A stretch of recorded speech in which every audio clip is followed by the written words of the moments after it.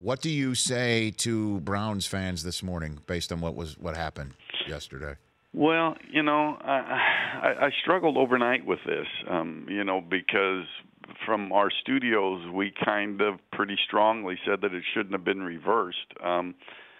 But when I went back and looked at this morning again, and we're talking about the measurement that took the first down away Yes. and made it short and forced the punt, when essentially if it would have stayed a first down, they could have run out the clock. I think he's short.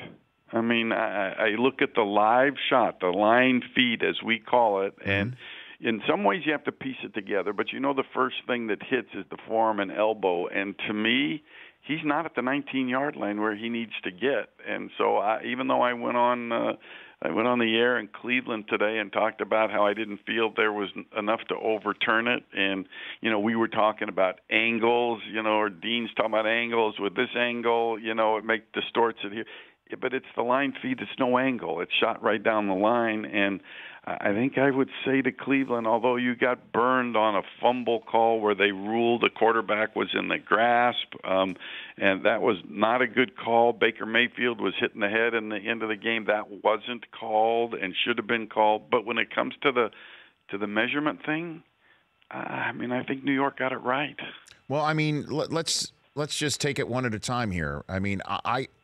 I couldn't tell anything that was clear and obvious to overturn a first down call, Mike. So you're saying, I think if you were here with me right now, yes, and I got to show you the video frame by frame, I think I could convince you, okay, and I think I can convince you fairly easily. Okay, so then let's place that one aside. The in the grasp call, if we as Chiefs fans will always mention last year's playoff game, right? And then this call from yesterday. Why can't replay say, okay, it was blown dead, but it's so obvious that the ball came out, and it was obvious that the ball came out on the other side of humanity that Walt Anderson couldn't see it?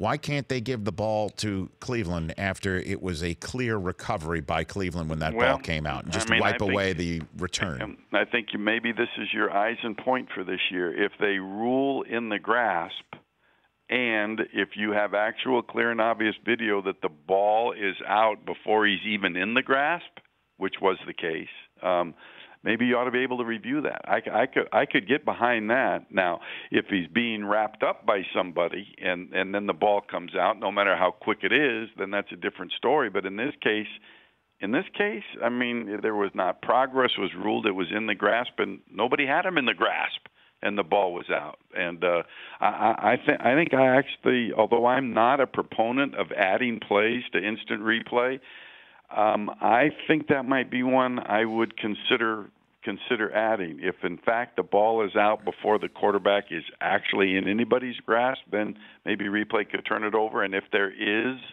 the recovery and the immediate action after the play, then give the ball to the defense. I support that, actually. Okay, Mike. So what do we do with this now? Well, then it's got to be, you got the tuck play done. You got that. You got the catch thing done. Check that box. This maybe isn't, well, it's big in this particular case. It is. Maybe it's not as tough, but it was huge in last year's playoffs, Mike. I know, but I agree. Now, I'm not, that one was even a ruling of forward progress, which there was no, maybe if the ball's out before there's any forward progress, same thing. It becomes a bit, I kind of agree, it becomes a bit of a cop-out. If you're on the field, you could just say, hey, I'm going to rule forward progress, and then it can't be reviewed. I think I'm jumping into your bandwagon on this one. All right, so I'm going to do that. The Rich Eisen Show, weekdays at noon Eastern on Audience.